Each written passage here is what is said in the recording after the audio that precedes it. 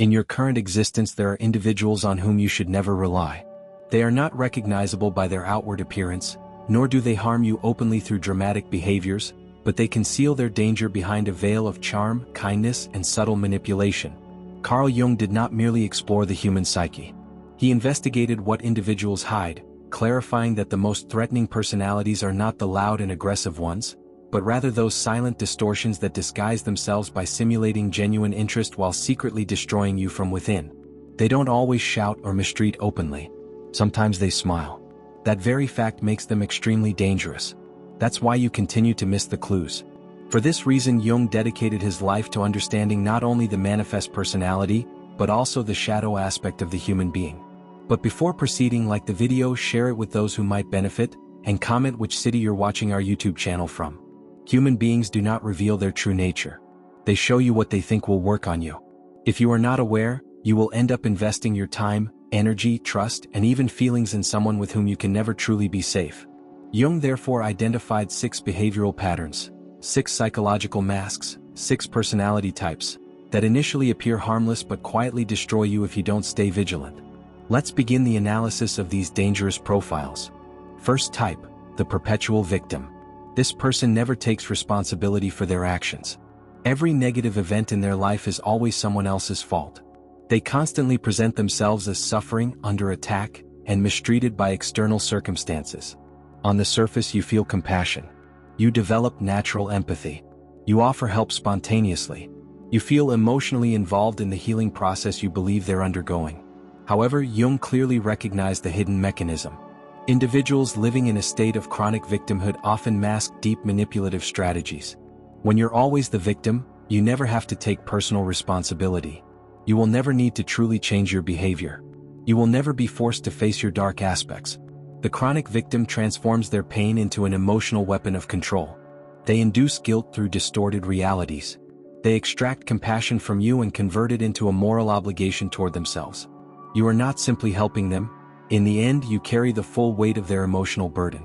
Most devastating of all, they don't truly want to heal. They aspire to control through others' pity. Jung warned us, when someone always presents themselves as a victim, they have likely merged with their own shadow side. Second type, the seductive mirror. Jung called it the trap of the persona. This is someone who reflects exactly what you want to see in another person. They appear pleasant, understanding, and always in agreement with you. They laugh at your jokes enthusiastically. They openly admire your dreams and aspirations.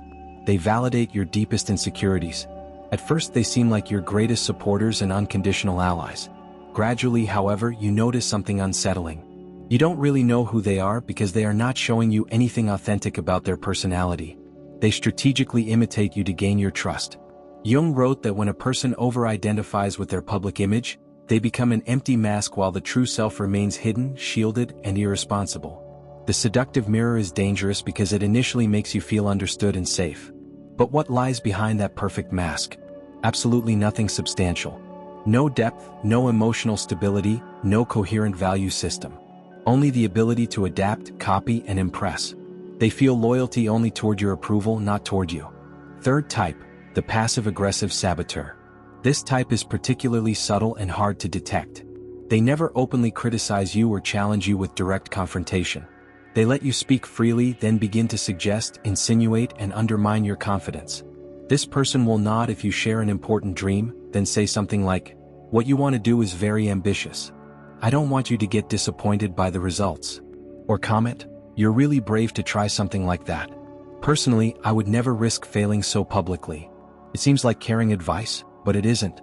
Jung described this dynamic as the hidden shadow of the apparently selfless helper. These individuals never confront your important decisions directly.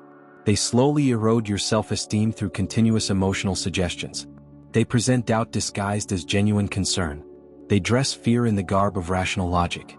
They camouflage judgment as a sign of maturity and superior wisdom.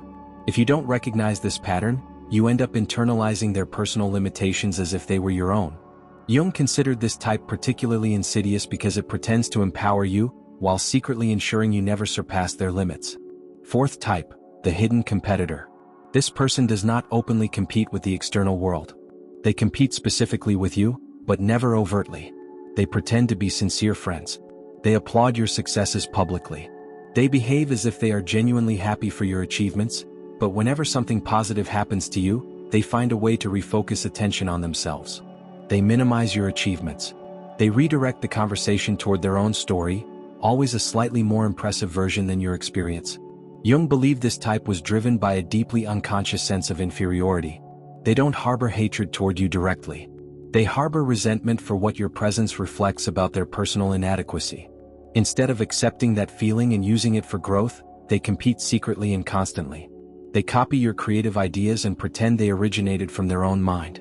They give ambiguous compliments that always contain a hint of venom.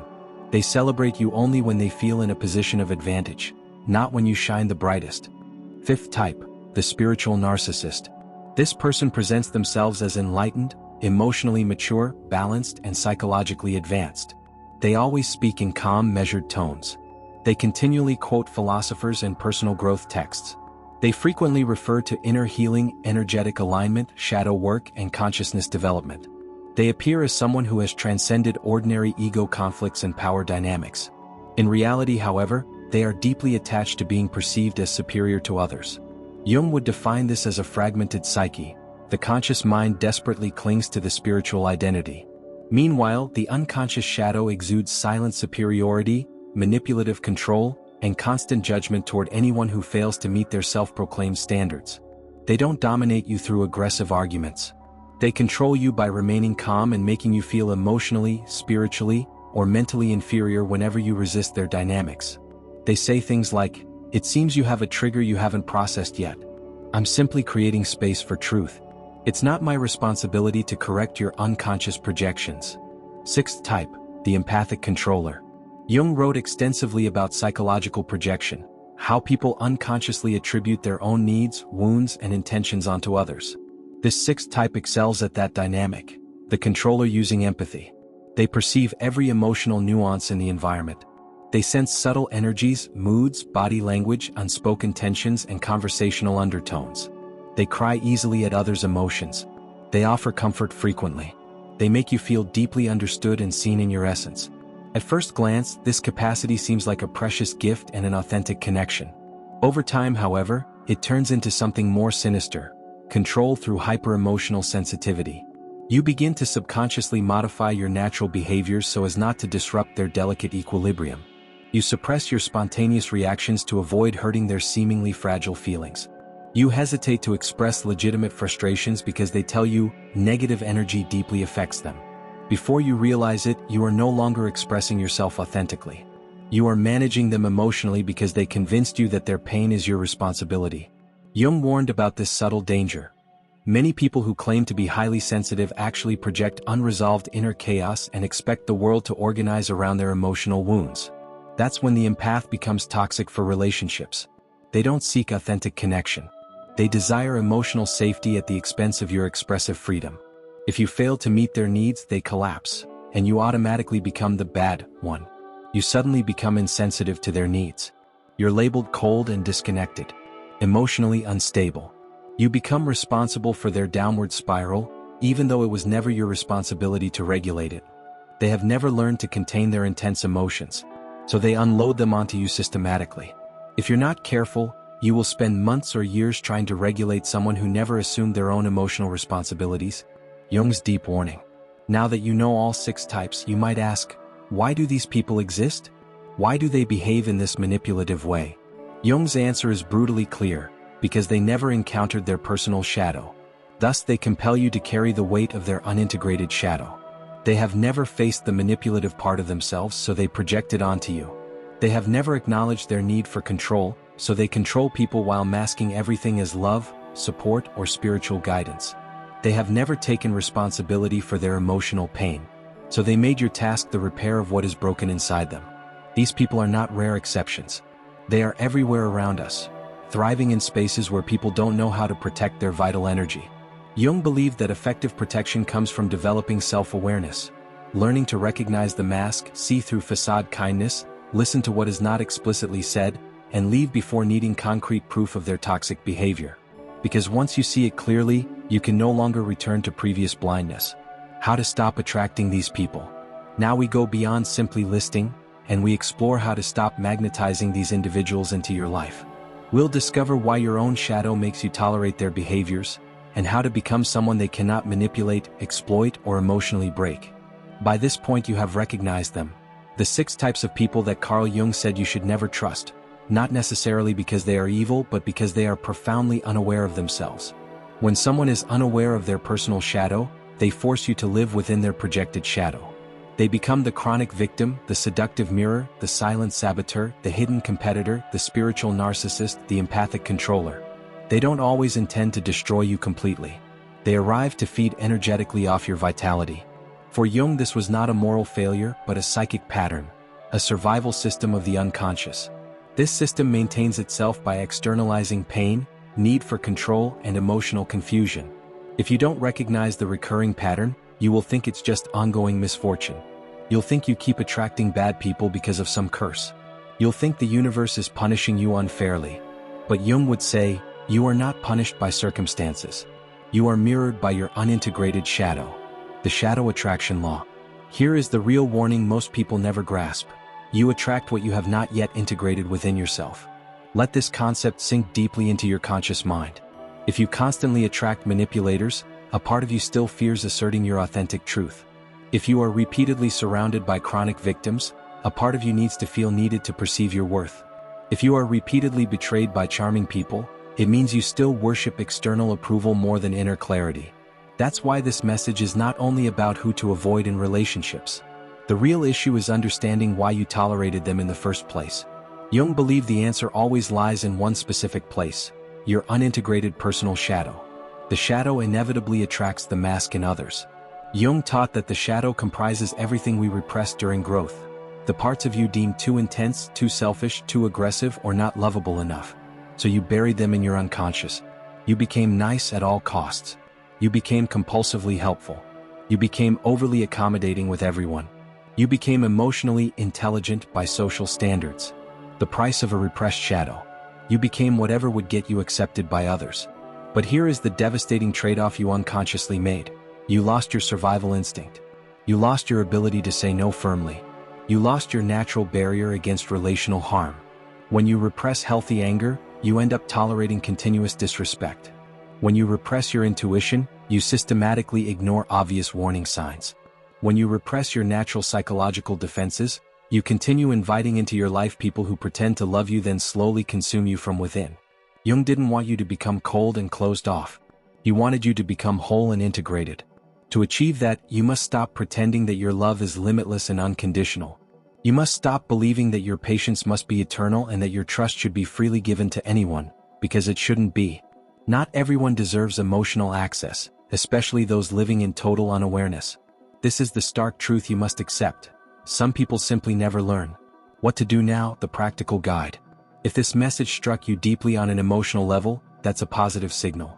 It means something inside you is finally awakening. It means you're no longer as easily manipulable as before.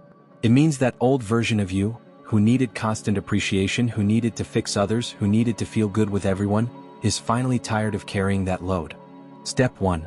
Carefully review your social circle. Ask yourself honestly, who drains my energy?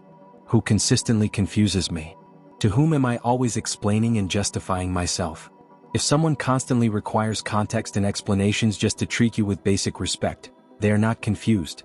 They are deliberately avoiding taking relational responsibility. Let them go silently without guilt or endless explanations. Jung believed conscious isolation is one of the most powerful acts of awareness you can perform. Not because you hate them, but because you stopped abandoning yourself to maintain superficial peace that serves nobody. Step 2. Allow your shadow to express itself appropriately. Stop trying to be perfect in everyone's eyes. Give yourself permission to say no without elaborate justification. Allow yourself to feel anger when it is appropriate. Question people's intentions openly when something doesn't sit right. Your shadow is not evil, it is protective. It's that part of you that remembers who you really are when you've been emotionally manipulated to the point of forgetting it completely. Let that part emerge and speak. Jung said, enlightenment is not reached by imagining figures of light, but by making the darkness conscious. If you want authentic peace, stop desperately fighting for it at any cost. Step 3. Stop explaining yourself to others completely.